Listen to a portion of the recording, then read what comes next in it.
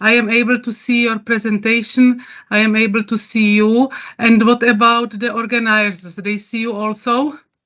Uh, the organizer is not yet here. We Not have yet. only Dr. Olga because we still have 8 more minutes.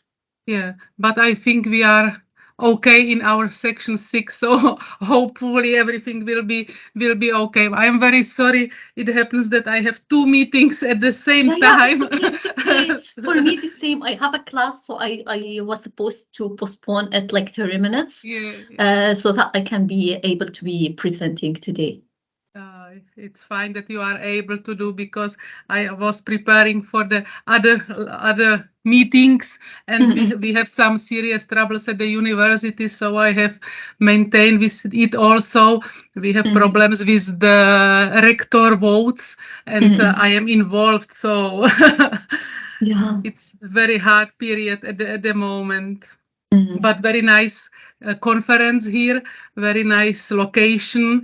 Also, the weather is here fantastic. So after the lunch, we have some free time, 3 hours, so we can go for a walk or for skiing. So it's perfect.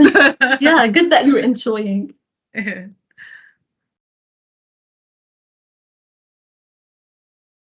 Maybe administrator is there. Yeah, the admin Yeah, is also here.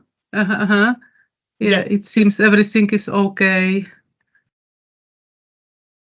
Můžeme se zeptat, je všechno v pořádku se spojením? No, he's not hearing us, but just he's online, so looks okay. Or perhaps I shall go down to check.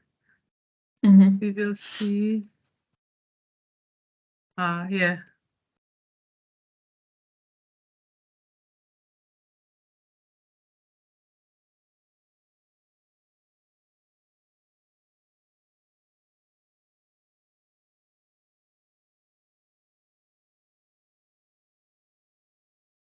Yeah, it's administrator, I think, work.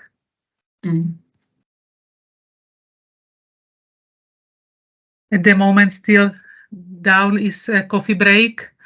Yeah. So we have to we have to wait for some minutes. Yeah, it starts at after 6 minutes exactly. Yeah.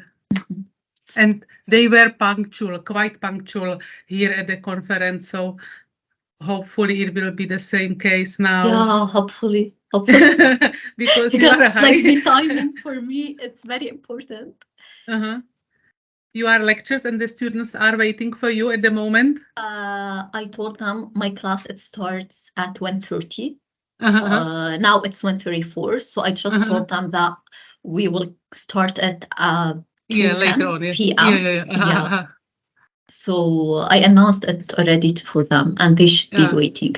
Yeah. So it was possible. Yeah, it's good. Yeah. How big is your class? How many students? Now we have winter term. It's like the summer. I have only 24 students in the class. Yeah. So it's not a big class. Yeah, not a big one. Yeah. In the first term, I have 100, so it's bigger class.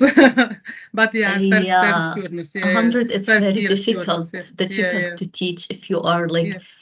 If you want to have active learning in class, like to have participation from students and these, yeah.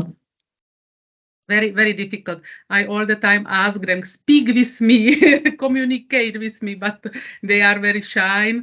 Usually they don't ask.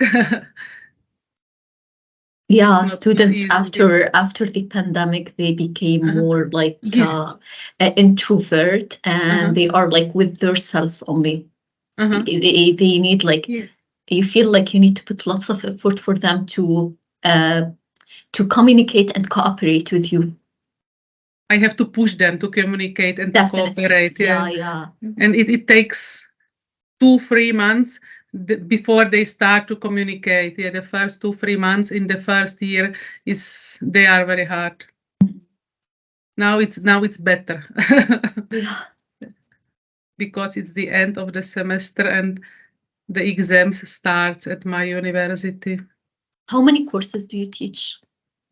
At the first term, I have one only, but I have 100 students in it, so it's difficult to do exams. But in the second term, I have two courses. Mm-mm. I have statistics and again the first year students for the differential equations and things like that, calculus. Mm-mm.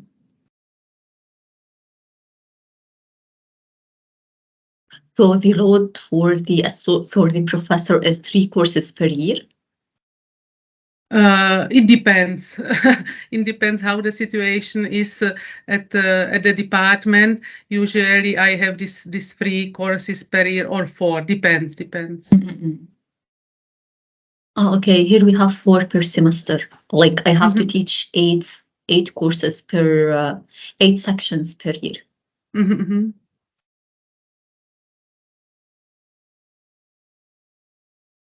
For me, it means I have lectures 4 times per week. And each lecture, how many hours? 1.5. Oh, okay. So like 2 courses, as if each course is 2 courses. Yeah. Yeah.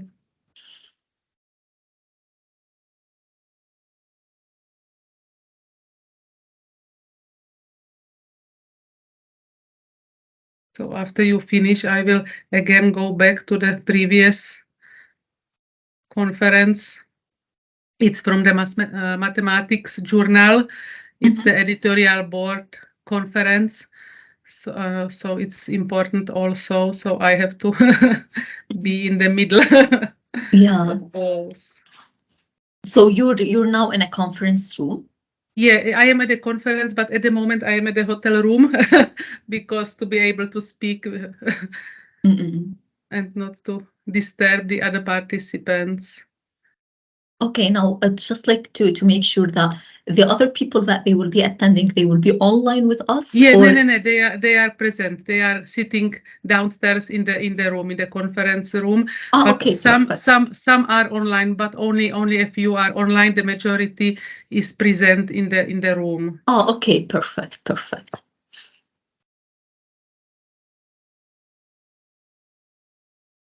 Hope so. Hope they finish their coffee. Yeah. But it's okay. Already this one, I think, as I'm seeing, it's recorded. How Mrs. Tahan? Yeah. Can you hear me? Yes, we hear you. Okay. So we will start in about 2 or 3 minutes. We still have like half the room full, so we wait for some people. Do you see the screen? The shared screen? Already I'm sharing my screen because I did some editing and I need to move it. Do you mind that I share my screen? Yeah, definitely. Go ahead. I prepared it so you can do it like this, but I can also stop sharing. Already I'm sharing it. I think, Would you Sarka, you're able to see my screen, right? I see you and your screen at the moment, but Oh, I okay. can skip here. I stop my microphone. It will be better to hear.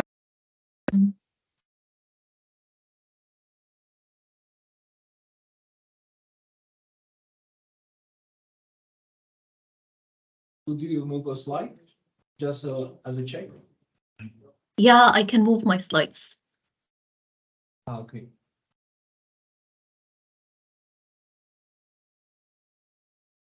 We're using here in the university Microsoft Teams, so it's easy for me to deal with it. Don't worry.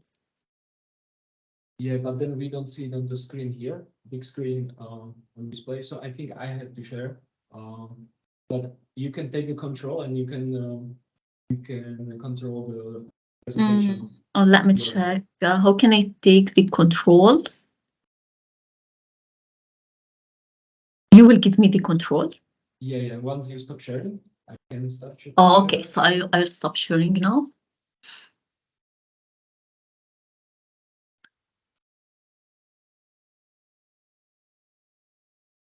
Okay, so I will take the control. I'm requesting.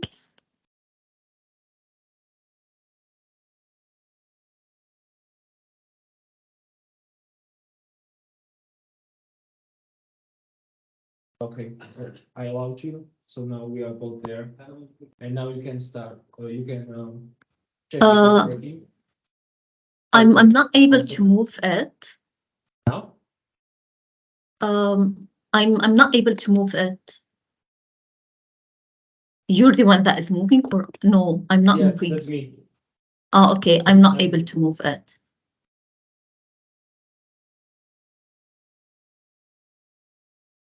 So what's the problem if I share the screen? We will not have it here at the big screen. So wait a second. I can share my screen and you will share the whole one. Yeah, now try. Can I? You're the one that is moving and not me. Yeah. It's not. I'm unable to move it. No, I think you moved it. I moved it. Okay, so I should. But how can I go to the first one? Okay. Can you move me to the first slide? And are you moving it with your mouse? So if I want to move to the first slide, how can I do that?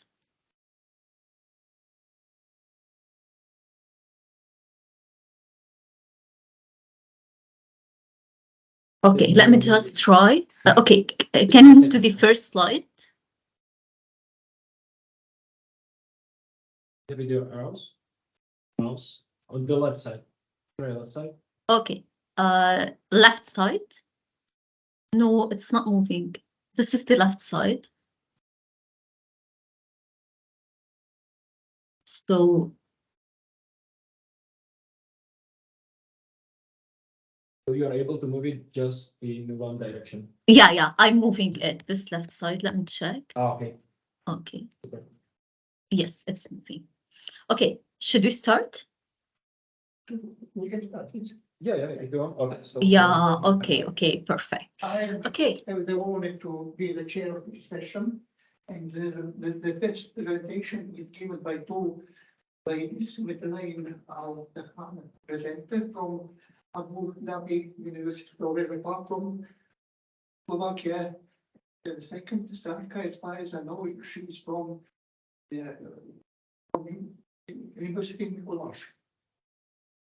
And so please, the tag is on the table, so please start. Okay. Good morning, everyone, and good afternoon from here from Abu Dhabi. I'm Madeleine, and it's my pleasure to be a part of fsta 2024. This presentation is a collaboration with Professor Sarka Hoskova.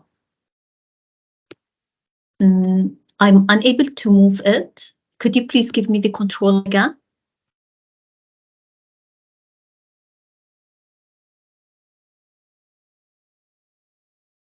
Okay. In this presentation, what we will do is that we characterize a semigroup through one of its fuzzy subsets, basically its fuzzy interior anti-idols. More precisely, we define one of its fuzzy subsets, fuzzy subsets or fuzzy interior anti-idols. So we defined first interior anti-idols of a semigroup, illustrate it by examples, and study its properties. Furthermore, we extend this notion into a fuzzy context, examining the characteristic of fuzzy interior anti-idols of a semigroup.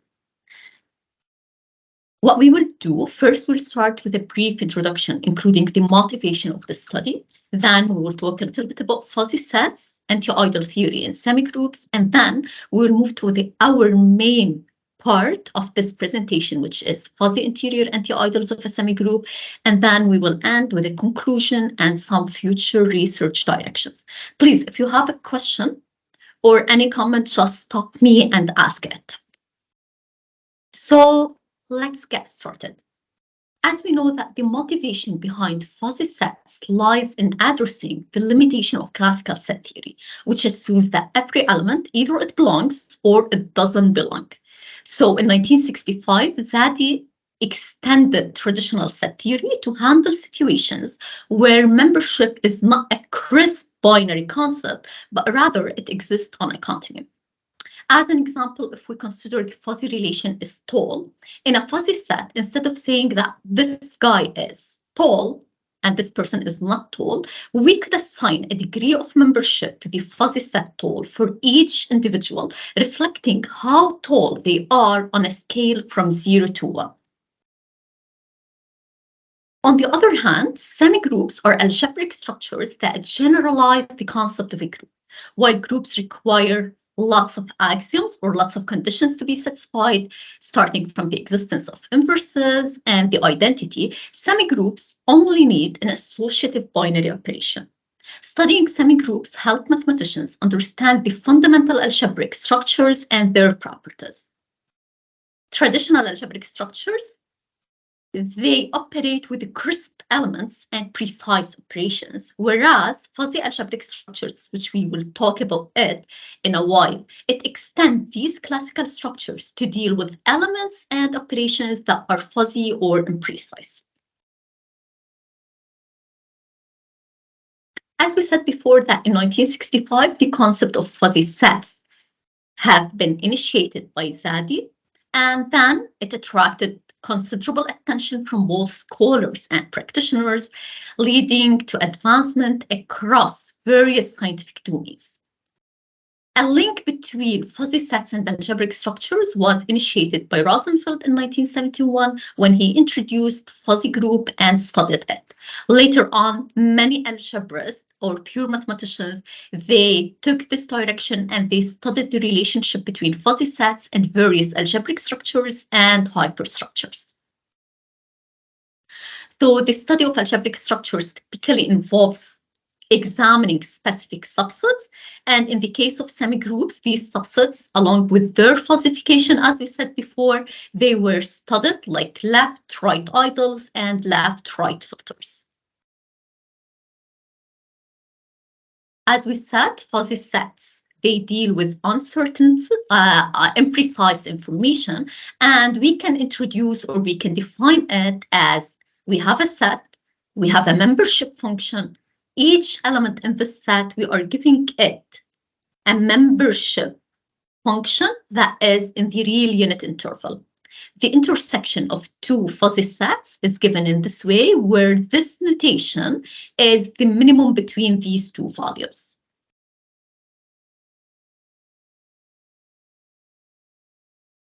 Now, in order to introduce the main part of our presentation, which is fuzzy interior anti-ideals of a semigroup, we need to understand a little bit about semigroups. So a non-empty set with an associative binary operation, it's called a semigroup. As a real-life example of semigroups, we can think about building structures with Lego blocks as a semigroup. So if we consider the set X as the set of all possible Lego structures that we can build using the operation combining Lego structures, we will get a semigroup. We said before that algebraic structures, they are already studied through some of their subsets. These subsets, they can be ideals, anti-ideals, and so on. For semigroups, it has been studied through its ideals and filters, and Schwarz defined something known as left anti-ideal, right anti-ideal. So the left anti-ideal is defined in a way that is similar to left ideal. In a left ideal, if we can recall it together, left ideal, it means that XA is subset of A. Whereas when we say left anti-ideal, XA intersection A is empty. Right anti-ideal, it will be defined similarly, and an anti-ideal, for sure, it will be left and right anti-ideal. As a real-life example of anti-ideals, we can imagine this scenario. If we have a woman that has two cats, these two cats, one of them has different eye colors, like the one on the right-hand side, and the other has the same eye color. The result of meeting these two cats with other cats of similar situation led to giving birth to cats having the same eye color. By presenting different eye colors by D and same eye color by N, this example, it can be demonstrated in table 1. So it's clear here that N is an idol, whereas D is an anti-idol of C. Now we are ready to introduce the interior anti-idol. So we will start with interior idol. What do we mean by interior idol? It means that XAX is subset of A. So interior anti-idol, it will be XAX is intersection A is equal to the empty set. As an example of interior anti-idol, we can consider this set, this semi-group of positive integers. If you look at this set, it's an interior anti-idol that is not left and not right. Also, here we present a real-life example of anti-idols, interior anti-idol. If we go to the semi-group of all words under the operation of word concatenation, if A is the set of where X, the word ends with ing, or it contains only one ing, then this set, it will be an interior anti-idol. Here are some results related to interior anti-idols. So a monoid or a group, both of them, they don't have interior anti-idols. An interior anti-idol of a semi-group is not a sub-semi-group. A subset of an interior anti-idol is again an interior anti-idol, and the intersection, non-empty intersection of an interior anti-idol with a subset of the semi-group is again an interior anti-idol. Of course, the union of interior anti-idols is not an interior anti-idol, and here we have an example. Please let me know if you have a question or if I can proceed. Okay, we introduced interior anti-idols, and our aim is to fuzzify this concept, which is the scope of our conference today. So now we will introduce fuzzy interior anti-idol. If we have a fuzzy set of a semi-group, for it to say that it is a fuzzy interior anti-idol, it should be satisfying this condition. Again, this notation here, it is the minimum between these two values. Here we have an example. If we consider this semi-group, which is presented in this table, we are assigning it this membership. We will get that this one is a fuzzy interior anti-idol of our semi-group.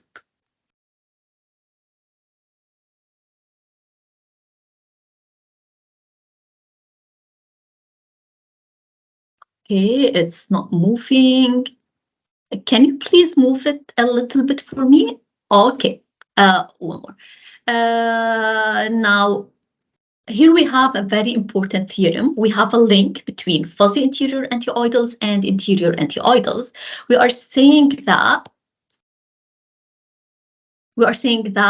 for a semi-group, every fuzzy interior anti-idol of X, we are able to find a link between it and the level set. So we are saying that mu is a fuzzy interior anti-idol of X if and only if the level set mut, which is defined here, is either the empty set or an interior anti-idol of X.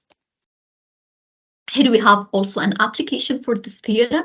Every interior anti-idol of X, we can represent it as a level set of a fuzzy interior anti-idol of X, and it has a simple proof which is given in this way. By this, we are done with our talk. So let's recap. In this talk, we presented the fuzzy interior anti-idols as a part of fuzzy anti-idol theory in semigroups. More precisely, we studied interior anti-idols of semigroups. Using fuzzy sets, we introduced fuzzy interior anti-idols, and by means of level sets, we found a relationship between interior anti-idols and fuzzy interior anti-idols, which is presented in the theorem that we just showed. Here are some ideas for future directions that they may be interesting to work on. The first one, elaborate other characteristics of these anti-idols. Apply this concept to other algebraic structures or hyperstructures as well. Construct new types of fuzzy anti-idols and validate them through non-trivial examples. It's not moving. Could you please help me in moving it?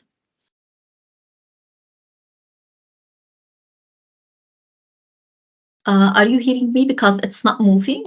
Yeah, here are some references.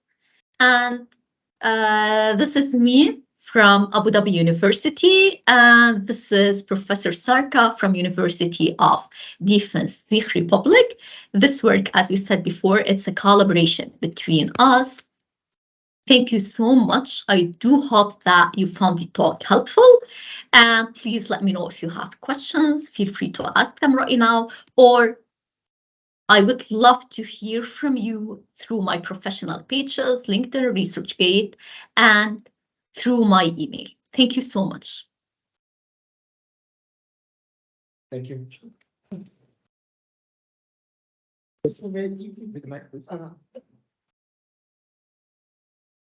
Thank you for an interesting talk and many nice examples we've got. And probably some questions we can ask.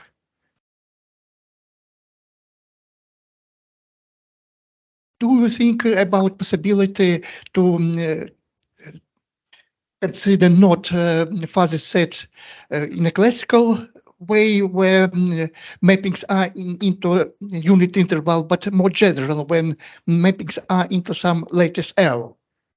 Do you consider such possibility? Could you please repeat the question? I did not get it. So can we have the possibility of? Yeah, I don't understand her. She just wants to, if you could repeat the question. To repeat, Yeah. is you consider all structures with classical fuzzy sets, so mappings into unit interval, but there is possibility to consider more general when mappings into some lattice L. Did you think about such? Yeah. We said that the fuzzy set, they are linked to lots of areas in mathematics. I considered here only the part about semi-groups, but in other, if we search for the literature, we can find other relation that they are done over lattices. Yeah. Thank you. More questions? Then thank you once again. Thank you so much.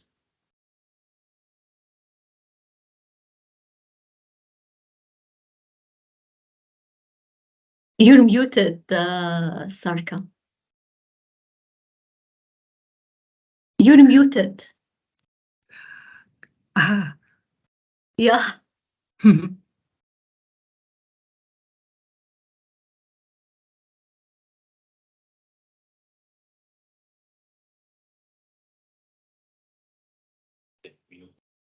Yes.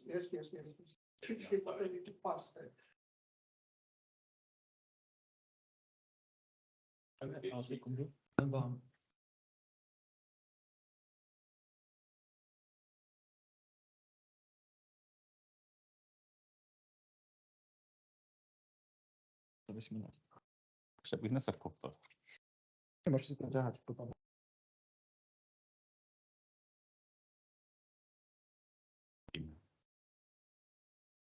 Dlouhé, tak. Větší. Make it larger. Thanks.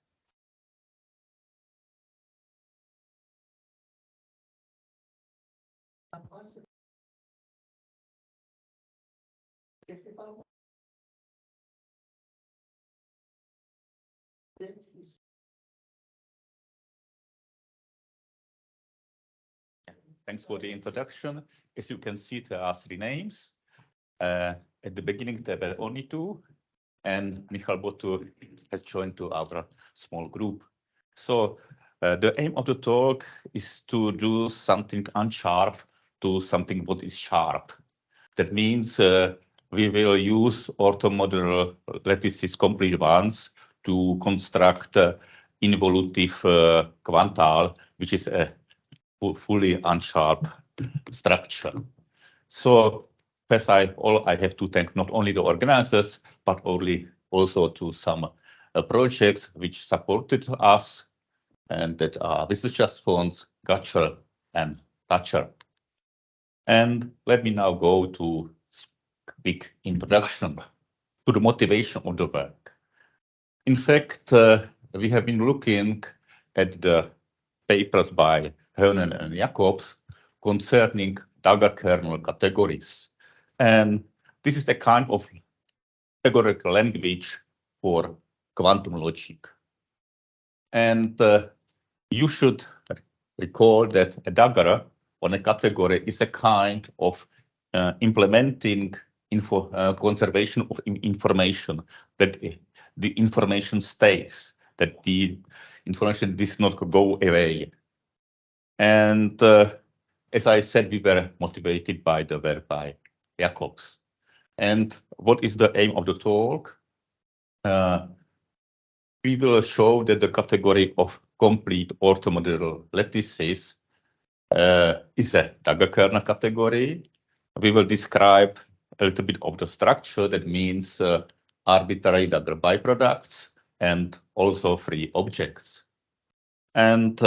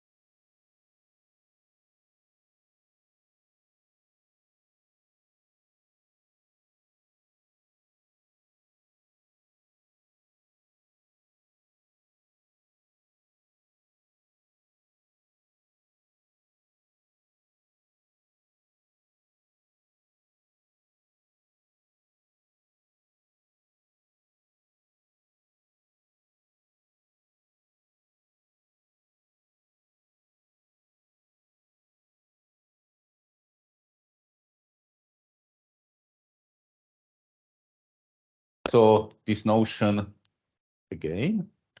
Now you may. Good. And we will specify two orthomodel lattices that are such lattices which satisfy, for some reason, doesn't work completely. Thanks. Satisfies one of these conditions. For example, this condition means that X is the maximal element such that this condition has to be satisfied. And what is our motivation? Our motivation comes from quantum logic, and such a logic is based on a notion of a Hilbert space. If we form the collection of all Klopp subspaces over a Hilbert space, this collection will be a complete orthomodel lattice. The intersection will be the meet, and the complement will be the usual orthogonal complement, you know, from classical theory from the first year linear algebra. And now it becomes a little bit complicated. We will use the notion of a Dagger on a category. It will be a functor, say star, which goes from C op into C. That is involutive. That means if we make double stars, it will be the same. And we ask that this condition has to be satisfied. If we compose F G after F, then the star of it will be the same as F star after G star, and identity has to go to identity star. And we will denote F star adjoint of F, and such a category which has a Dagger will be called a Dagger category. So the notion is quite simple. There is no real hardness in it. And now let's go what special morphism will be there. We have a notion of a Dagger monomorphism, which is that F star after F will be identity, and Dagger isomorphism, if it will wait for both ways. And whenever we have an automorphism, is the same as Dagger isomorphism F, which goes from A to A. So this is our crucial notion, and let's give you some examples you know from the first year at the university. One of them is the matrix theory. For example, if we choose our field to be either reals or complex numbers, and the objects will be key to n. That means column spaces. Then a morphism, of course, will be a matrix. Yeah. And in case when our field is R, then the dagger is exactly transposition. And if it will be C, it is transposition and then complete complex conjugation. So something everyone knows. And something coming from discrete algebra, discrete mathematics, that whenever we take the category of relations, then the composition is classical and the dagger will be the inverse relation. So you see dagger categories are the noun. And now let me give you how we will make complete orthogonal lattices to be a dagger category. So usually if you have orthogonal lattices, the morphisms are asked to preserve all the structure. That means joins, meets, and orthocomplementation. My only asking is that morphism has to behave quite well with respect to the relation of being orthogonal. That means that a function f from an orthogonal x into y has to be a morphism if and only if we can find some other function which goes from y to x, such that this condition has to be satisfied. That means that fx is orthogonal to y if and only if x is orthogonal to h of I. In fact, you know such functions very well, because if you remember, for example, the structure of Hilbert spaces, then each linear map has its adjoint f star, which is realized by the inner product. Yeah. So this will be our structure. And if you see that having an adjoint is a symmetric property. And of course, there are important notions as self-adjointness, and that means that the map is an adjoint of itself. And of course, it's easy to check that identity is self-adjoint. And composition of adjoint of linear mappings, that means mapping having such an adjoint, is again a linear map. As I said, our guiding example will be Hilbert spaces. That means that the orthomodular lattices are coming as the lattices of closed subspaces, and the induced mappings are defined by this prescription. So, and what is very interesting is that having an adjoint is the same way that we have a classical right order adjoint. The classical right order adjoint can be obtained as a composition with orthocomplementation, our usual adjoint, and again orthocomplementation. Having established this observation, we easily see that our linear mappings, our morphism, preserves arbitrary existing joints. That means in special that F0 has to be 0 and the adjoint is uniquely determined. Yeah. From linear algebra, we know two important subspaces, and they are kernel and image or range. So kernel is the set of all x's which goes to 0, and image is defined classically. And I have to come back to the work of Jacobs, because in fact his category, which he called sub-omlat gal, in fact is isomorphic to our category, but his morphisms are quite complicated. They are pairs of maps which has to satisfy a lot of complicated, not really complicated, but some of them assumption. And the way how to come from our category to their category and back is defined as follows. Whenever you have our map, which is a linear map, it's enough to construct his pairs by this prescription, and coming from his part is given by this prescription. So you see, I could say there is no need to work because all the work was done by Jacobs, but our mappings are nice because the composition is a usual composition of mappings.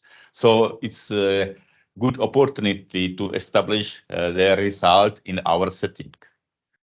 And in fact, let us continue with some important notion, and this is so-called Sasaki projection.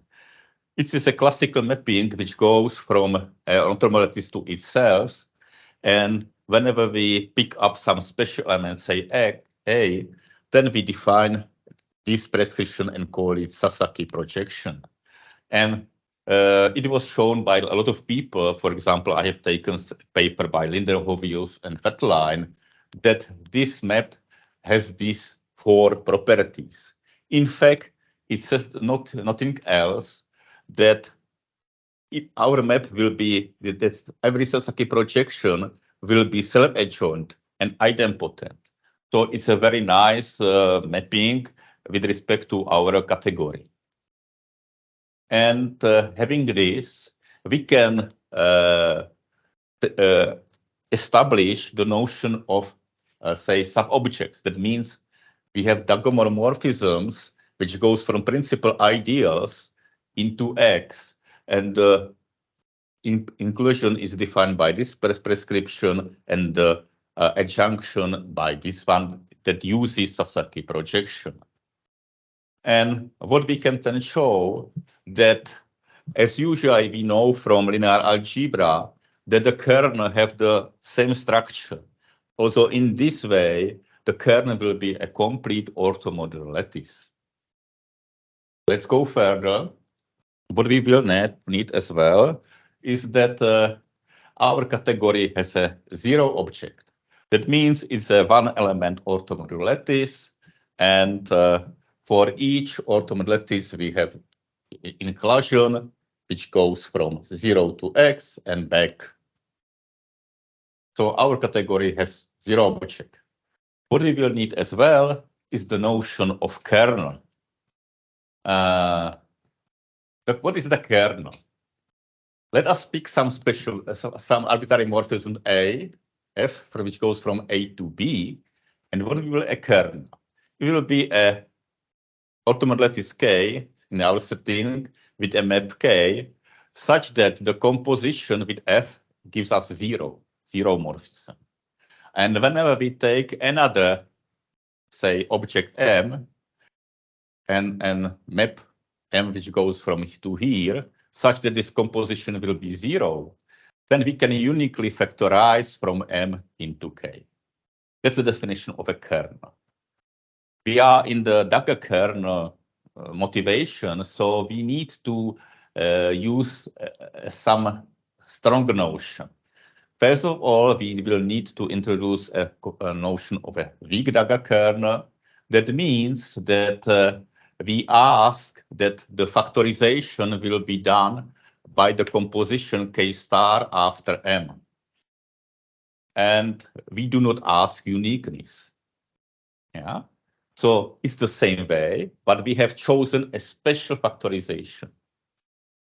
And what will be a Dagger kernel category? We ask that each map F has a weak kernel, but also we ask that this K has to be of special form. That means that K star after K has been the identity. That means that this K is a Dagger monomorphism. And this is Dagger kernel category. And in fact, the main result of our paper is that our category is a Dagger kernel category. This gives us a notion in some sense to factorize. That means that whenever we have an arbitrary morphism, we can divide it into these 2 pieces, and such that this piece is a Dagger mono. How to construct Dagger byproducts? It's a classical notion of a say sum or product or coproduct, because in Dagger category products and coproducts are the same. And the only notion we ask a little bit more is that our injections have to be Dagger monomorphisms. And these two conditions has to be specified. That in fact, it means you can think of it that these two morphisms are orthogonal to itself. And if we would like to construct arbitrary byproduct, it's the same way, but it's a little bit more complicated definition. And surprisingly, it can be easily seen that in our category, the Dagger byproducts are exactly Cartesian products, so very trivial structure. Yeah. And what about free objects? Usually, free orthogonal lattices in the classical category are quite complicated. In fact, they are infinite from 3 and a little bit more. Yeah, generators. But in our category, our free objects are isomorphic to complete atomic Boolean algebras. So very trivial structure. Yeah. And let us go further. I will recall what a quantile is. It's a complete lattice where we have associative binary multiplication, and this multiplication distributes over arbitrary joins. And if we have involution as well on this structure, we call it an involutive quantile. And one of our results, which is quite interesting, is that whenever we specify to the set of all mappings from X to X, which are linear, that means our morphisms, our set will be an involutive unit quantile, will be a simple quantile. And from people who know a little bit about orthogonal lattices, this structure will be a fully semigroup. I'm sorry, I do not have more time. So thank for your attention, and probably next time more.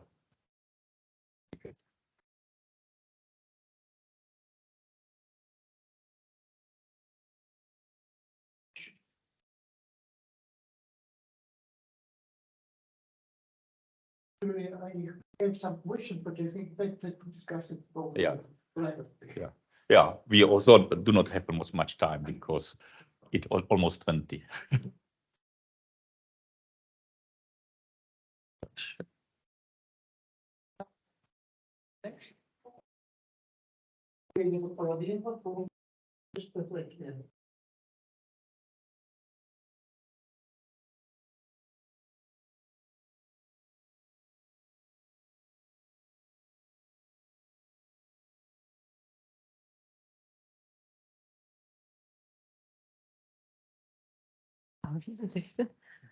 Here it is. Thank you for the introduction. This work was prepared together with Professor Alexander Shostak, and I'll tell you about some topological spaces and categories them. And first of all, I'm going to make a small introduction into theory of mathematical morphology, both classical and fuzzy, explain our motivation of work, the frameworks, and then go to categories and mathematical morphology operators within them. So first of all, mathematical morphology arose in 1964 in the works of George Matalon and Jean Serre. And it was initially driven by the needs of geostatistics, but in time, it also found its applications in different areas. The middle of 80s, so last century, it developed also in fuzzy logics. And now it is applied in such areas as image processing, helping outline some specific objects or just adjust the image itself. And what is the idea is to take some set during set A from Euclidean space in classical occasion, and to change it somehow using structural elements. And the translation by vector of these structural elements. So in case of dilation, we are like gluing new pieces to these main sets. So dilated set is bigger than like the initial one. And in case of erosion, we are like cutting down some objects, some structural elements, and set is smaller than the initial one. And here, logically, there is smoothing operators of closing and opening, which can be obtained by taking combinated operators. And you can see that here we have also minus x, which can be useful in the cases when we are not working with symmetric structural elements. And there is a really important for us property that both operators, main operators of mechanical morphology, are connected by Galois connection in the following way. So it's a Galois connection.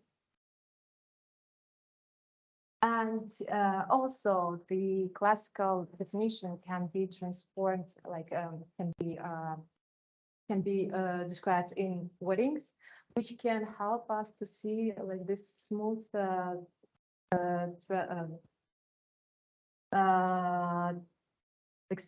smooth definition of fuzzy operators, in which case we use minimum T-norm and residuum.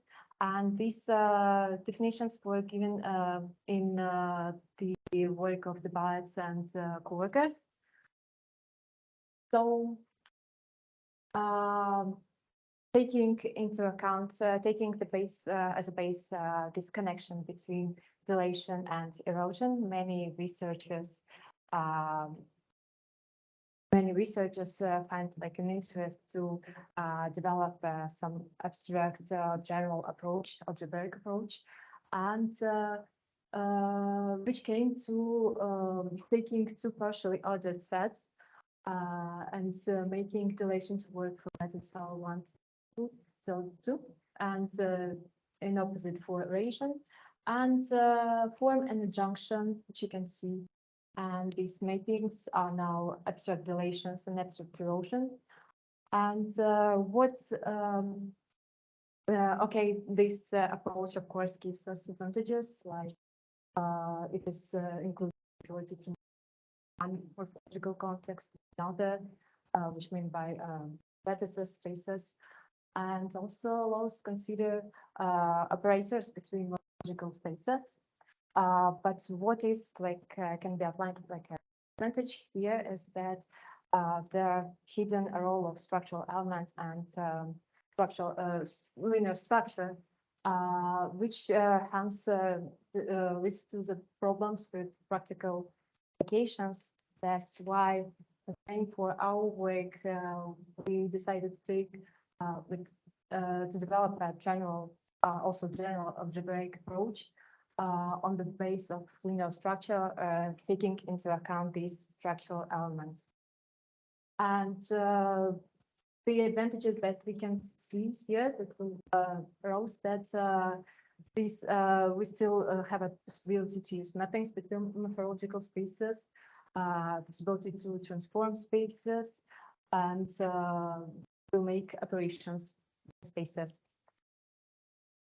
So what are the frameworks of our research is that we are taking an L linearly ordered complete lattice with the upper and higher elements, and residuum and T-norm, which we introduced in fuzzy definition, here are connected by Galois connection as well, in the following way. And also the same lattice, we introduce a relation between groups between additive groups, which is defined by following which composition defined by the following formula. And it is important for relation to be right connected in our case. So we use L groups as a basis, whose objects are groups, and morphisms are L relations, which meets conditions. And in our case, it's quite the same. So we use fuzzy relations. We call them annular homomorphisms, and they they're much groups to groups, and they still satisfy the following conditions. And here we also can see that composition works for LR homomorphism. And then we move to upper image and pre-image. And in which case our relation is working on power sets and can be described by the following formula. And when R is forward with a forward arrow, it's from Lx to Ly to Ly. And with backwards arrow, it's in opposite. And from here, we can also see the theorems for composition and identity relation, which are working here as well. And then we came to the moment when we have the spaces to construct our own category, where these L-fuzzy subsets are of additive groups are our objects, and forward-backward relations are LR homomorphisms in this group, and we call them L group, L forward group, L backward group. We can also introduce like a general group for both which consists of both relations, but for now we don't use it in our studies, but we plan to. And here is the moment when we can introduce mathematical morphology operators within the categories we constructed, where dilation is working, can be described by the following formula, and is working as an operator from lattice 6 to lattice 6, and called dilation on the structured group.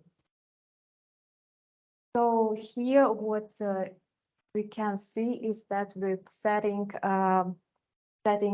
this inequality between structural elements in two spaces, we can get the following inequality of dilation work within a category L group forward. For the category L group backwards, the relation we're asking for looks like this, and we get this inequality in the end. For erosion operator, there are like similar steps. We getting an erosion in structured group, but here you can see we only get erosion in group with backward operator, and hence the result also works for erosion in a group in this category with the following condition. Yep, and here is like the main results we got here, and our future plans includes studying properties of categories. As I said, we don't have erosion in the first category of our group forward, so the plan is also to introduce erosion there. There are a few technical difficulties. And also introduce analogical categories on the basis of lower images, forwards and backwards, and of course, to introduce and study derived closing and opening operators within the same approach of mixing categories. And here's the main feature to get the bibliography. Thank you for your attention. Questions? And what's the backward operator?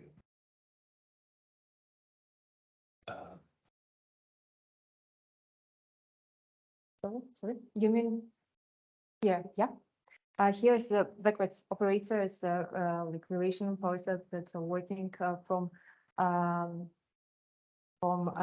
L lattice on Y space to X space.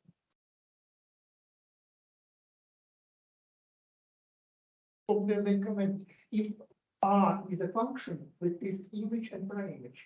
Okay. What's the difference between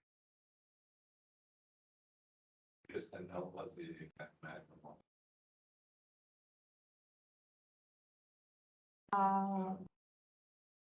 You mean here on our approach, Yeah. like working? What is the benefit? Also, Gaussian validation, I need to use structuring function, structuring element. Then you always have to such that the row validation like a slight problem with the he didn't take this into account. So have to define that in. And I don't know, I didn't get why L group, right? So your structure X is L group, and L is just the post.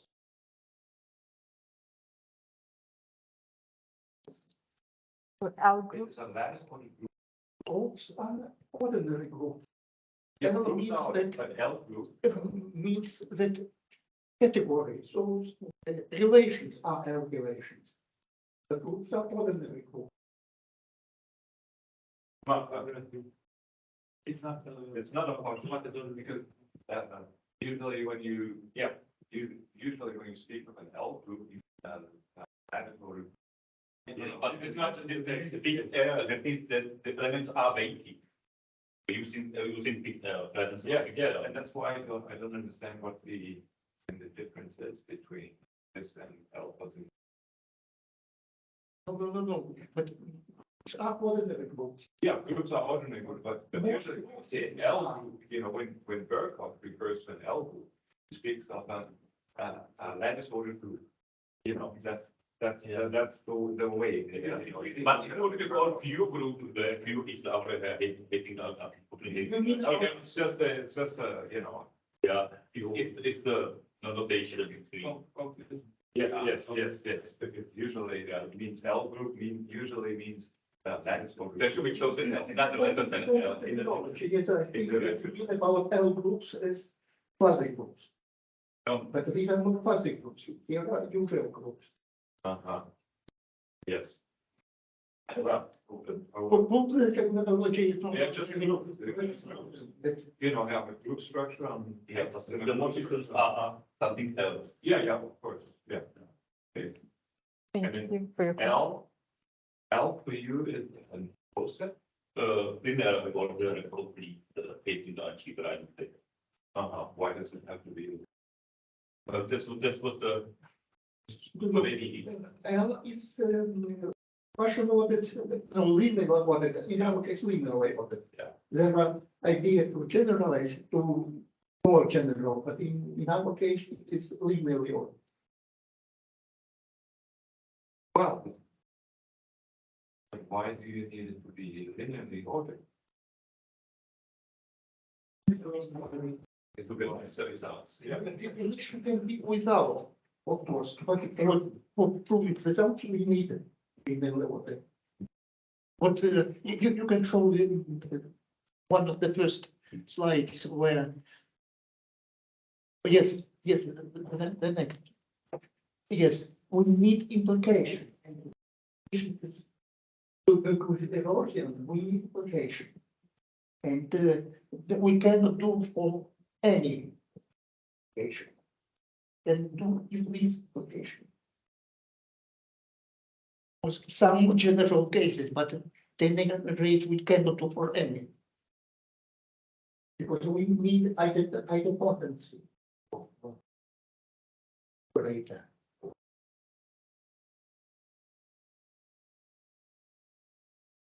These questions or comments, probably you. Yeah, I mean. Thinking, you know, you consider just a complete narrative in fuzzy morphology.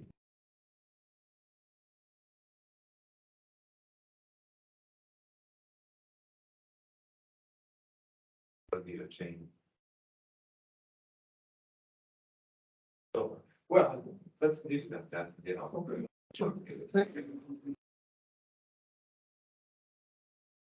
Now we have the last.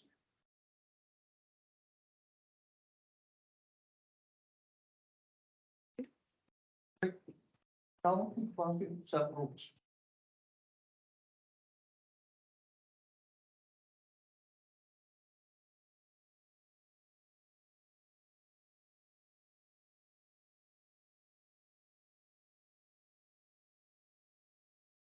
Thank you for introducing myself. I'm going to talk about fuzzy subgroups and means of counting them. First, I will recall definition of fuzzy subgroups and normal fuzzy subgroups and what does it mean to count them.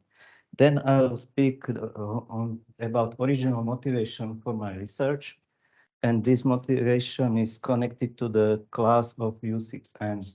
Then I'll present the general methods for counting of fuzzy subgroups and adapt one of these methods to the case of U6N class. And if there is still time, I'll present some obtained results. So we start with a group. I will be using a multiplicative denotation. Product operation is associative, has neutral element, and any element X has its unique inverse. Similarly, as subgroups, as classical subgroups, fuzzy subgroups are fuzzy subsets, and this fuzzy subset satisfies the following two properties. Membership degree of a product is greater than minimum of membership degrees of arguments, and membership degree of inverse operation of element is greater than membership degree of me A. The notion of fuzzy subgroup has been defined by Rosenfeld and studied. Later, Wu extended this to normal fuzzy subgroups. These are fuzzy subgroups that satisfy third condition, which is some kind of commutativity of membership degrees. Immediately, we could see properties. If mu is a fuzzy subgroup, then element and its inverse must have same membership degree, and the membership degree of a neutral element, here denoted by E, is greater than the membership degree of any other element. In case of normality, we could rewrite the condition in more familiar form, like in classical normal subgroups. There is one connection between standard subgroups and normal subgroups and alpha level sets or alpha cuts. If these are non-empty, then they form subgroups or normal subgroups. There were many directions of the research, and one of them was constant counting of these structures. Unfortunately, we cannot count them directly, since even in a trivial case where we take one element subgroup containing just its inverse, just its neutral element, there is a continuum infinite possibilities of assigning fuzzy subgroup. Indeed, any assignment of membership degree is a fuzzy subgroup.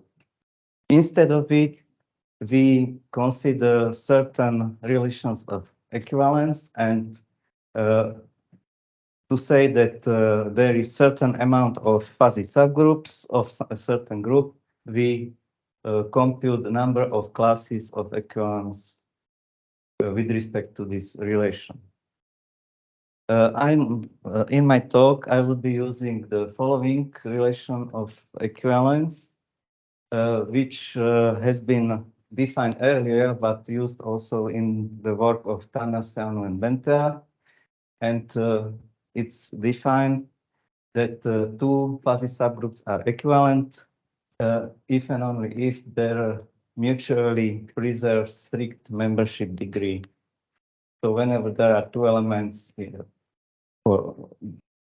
that hold this membership degree in one group, this is if and only if it is holding in other group. If we return back to our one element group, then there is a single class of equivalence with respect to these relations, since there are no two elements in trivial group that would satisfy strict membership degree. Slightly complicated two-element example. That's two. Here I'm using additive notation. Thus, 0 is neutral element.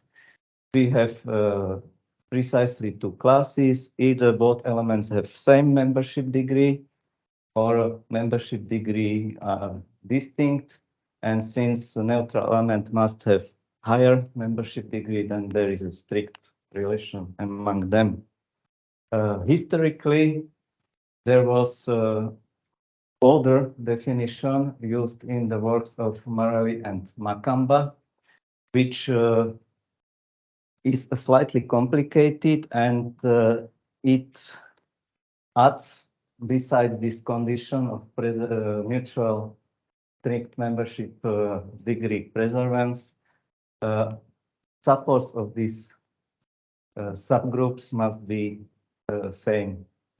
And this condition follows from the fact that, like in classical case, subgroups are non-empty subsets.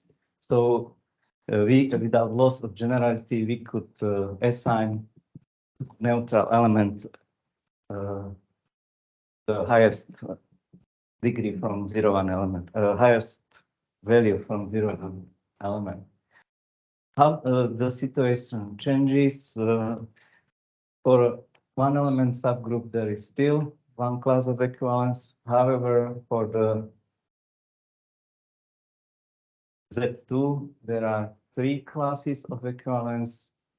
First two are the same, and the third one has a different support, since it is a new class. Fortunately, there is a relation that the number of classes with respect to second relation is twice the number of with respect to first relation minus 1. Minus 1 is there because we exclude in empty subsets. Otherwise, it would be twice the number of classes. What was the motivation? Mentioned Tanasel and Bentea discovered or derived a closed form formula for computing number of fuzzy subgroups for finite cyclic groups. These are isomorphic for to Zn for certain n, and formula depends on canonical decomposition, more precisely on the powers of primes, not primes itself. It is quite complicated formula, but for certain cases, like powers of 2 primes, we have simple expression, and for power of single prime, there is 2 to the power of this prime. So before this result and later, there were many attempts to find formulas for counting fuzzy subgroups. For example, direct products of cyclic subgroups for particular cases for cyclic subgroups or some other parametric classes like D2N. My motivation is to find similar formula for U6N. Unfortunately, it is a work in progress. I have just results for some particular cases. U6N is finitely presented group, which is defined by 3 rules. Elements of such groups are sequences of A and B or words, and operation is simple concatenation. From the whenever we have 2 and A's consecutive, we can cancel or 3 B's, and BAB could be rewritten as A. From the third condition, we had that we can exchange the order of A and B's in some sense, but exponent of B is changing. So we can every word write in a canonical form, which is that first we write A's and then write B's. Number of A's is modulo class 2n, or sometimes it is more convenient to use it from 1 to 2n. And B's are 0, modulo 3 classes 0, 1, 2. We could define operation on these structures. What is noteworthy, A's are collected in standard way that we just count how many are in one word, how many in other word, and compute modulo 2n. And collection of B is slightly more complicated and depends on parity of R2. We could derive powers and other operations. So what is the main what are the main methods for counting fuzzy subgroups? One of them is the so-called inclusion-exclusion principle, which is presented here. Formula resembles formula for counting union of cardinality of union of subsets, but instead of cardinality, number of fuzzy subgroups are taken for maximal subgroup of a group G. Moreover, there is factor 2 instead of. Unfortunately, this method can be used only for standard subgroups. It cannot be used for normal subgroups because normal subgroup of a group need not be normal with respect to G if H is a strict subgroup of G. General method is the so-called Wolf's method. First, we need to have structure of all subgroups or all normal subgroups and some relation between them. This forms a graph or partially ordered set. So we can use Haas's diagram to picture these structures. And in order to compute number of subgroups, we need to define quantity Ln, which is the number of paths of length n ending in G and not containing trivial subgroup E. These are sequences of this form. And in order to shorten expression, I will denote it proper n chains. And if these subgroups are normal, proper normal n chains, I will dump them.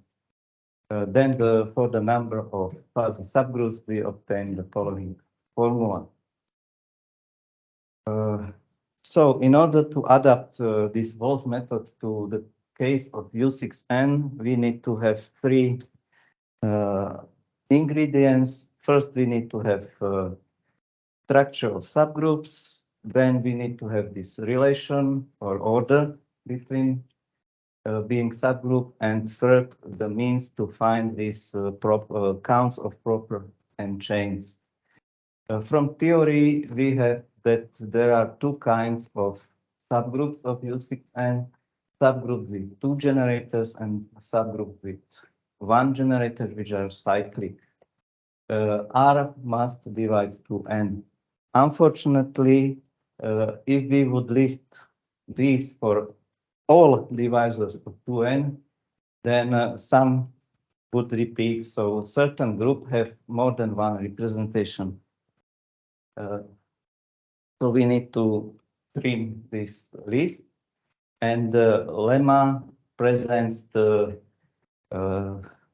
definition of the order. It is formulated in a negative form, but it is an algorithm how to find out that some representation, two groups written in this representation present are in relation. That is, that one is being a subgroup of another.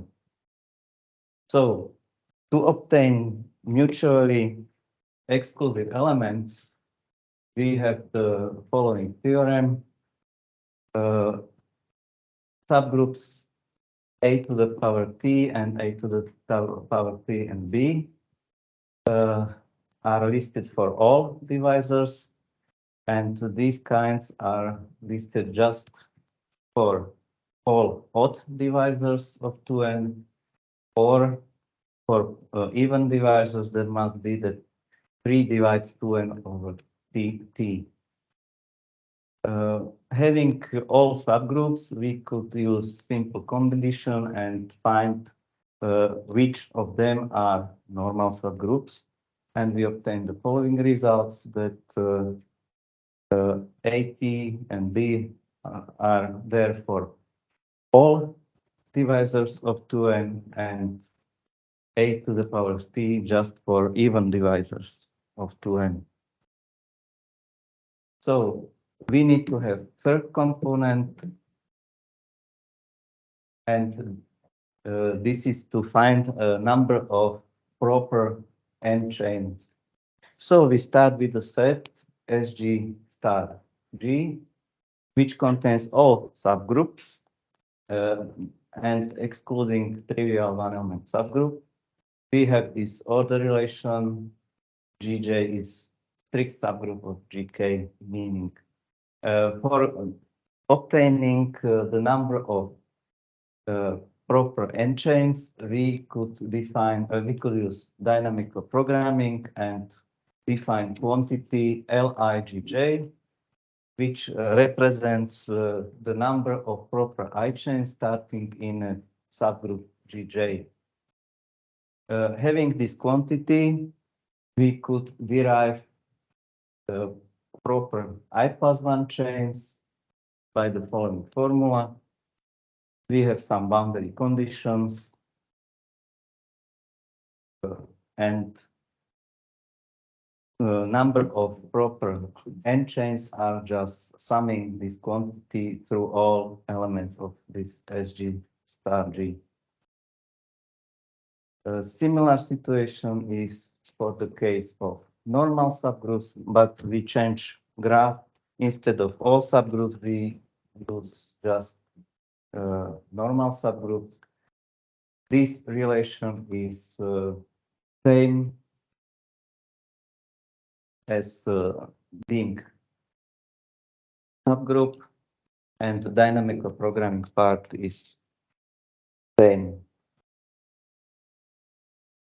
So what are the hurdles to find the closed form formula? Unlike the case of finite cyclic groups, we need to distinguish for all subgroups powers of 2, powers of 3, and powers of odd primes which are different than 3. Fortunately for normal subgroups, these are slightly simplified. We just need to consider parity of the prime. To present results, I would use extended definition of combinatorial number, which can be defined for real numbers n from real numbers. For k negative, I will put this quantity 0. My results are motivated by the paper of these three authors. They have derived by inclusion-exclusion principle the following formula. And for normal fuzzy subgroups, they gave some particular cases. And I was able to find that the number of proper n-chains, proper normal n-chains is given by these formulas, and number of normal subgroups is driven by the n+2 factor, while number of all subgroups is n+5 factors. This result has been derived using the structure, which is represented by the following lattice. We obtain some recurrence relation whose solution are these expressions. For a structure of subgroups, we obtain that there is this normal part, and we have three additional subgroups there. And for the number of proper n-chains, we obtain the formula that this is proper normal n-chains plus some combinatorial number. And by the Walls method, we could verify that the results earlier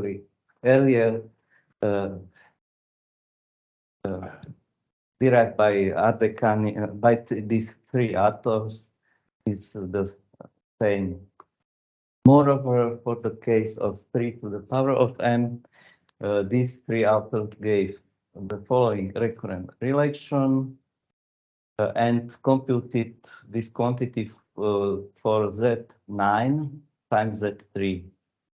But methods that they have used could be extended to general M. We obtain the following formula, and substituting this formula into this recurrent relation, we obtain the number of fuzzy subgroups is given by this expression. For general prime, the same method could be used, and the expression is following. They have derived other for primes, powers of primes different than 3. The following formula, polynomial, could be rewritten in the following form. If we use this method for twice, 2 times p to the power of m, or 2 to the power of 2, or 4 times p to the power of m, we obtain certain expression, and these coefficients, which are there, are coefficient of the polynomial expansion, where k is the power of 2 present. And by the induction, we could derive that there is general formula for the case to the power of k and p to the power of m. And to have to complete it for normal case where we take power of odd prime, the structure is this trellis, and we obtain that the number of normal fuzzy subgroups is driven by the following formula, which could be rewritten in the following form. So thank you for your attention, and here are some references. Rosenfeld's definition of fuzzy subgroups, Wu definition of normal subgroups. So encarnação dentro. Oh, thank you for that.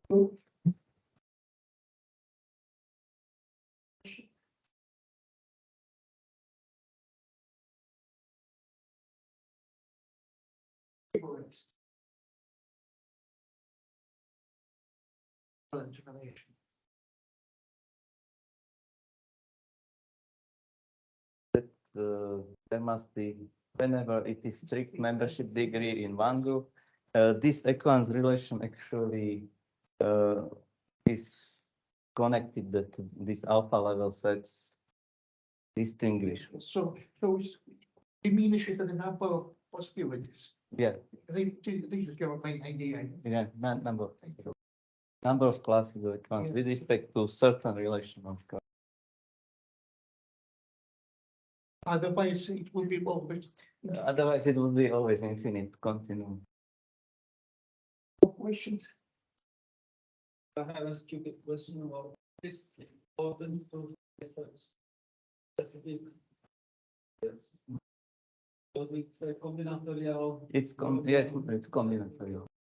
Just for the sake that there is a formula for finite subgroups, so and some for other classes of subgroups there have been devised these other formulas. So just how to say recreational mathematics, just for the sake to find some formulas, closed formulas.